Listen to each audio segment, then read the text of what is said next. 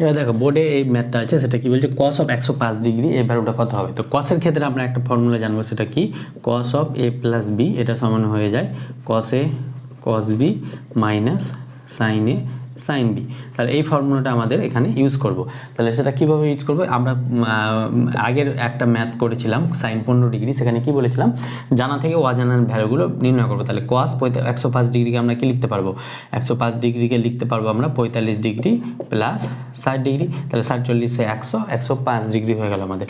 তাহলে এই 100 অজানা ছিল ভ্যালুটা, cos 105 ডিগ্রি অজানা ভ্যালু থেকে আমরা জানার দিকে কনভার্ট করলাম। এবার cos of a plus b, এর ভ্যালু কত, এখানে 45, b এর ভ্যালু কত, 60 ডিগ্রি। তাহলে cos a cos b minus sin a sin b হয়ে যাবে, এটা sin b।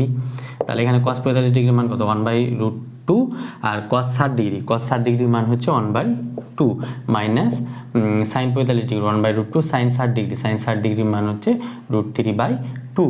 তাহলে এখানে থেকে এটা কত হয়ে যাবে, 1/2√2 মাইনাস √3/2√2। তাহলে 2√2 যদি এলসিএম হয় তাহলে 1/1 মাইনাস √3 2√2, এটাই আমাদের অ্যান্সার। তাহলে ভিডিওটি এইরকমভাবে করতে হবে, মানে অঙ্কটা এরকমভাবে করতে হবে। তো ভিডিওটি ভালো লাগলে অবশ্যই লাইক করবে এবং পাশে থাকবে। Thank you all, best of lakh.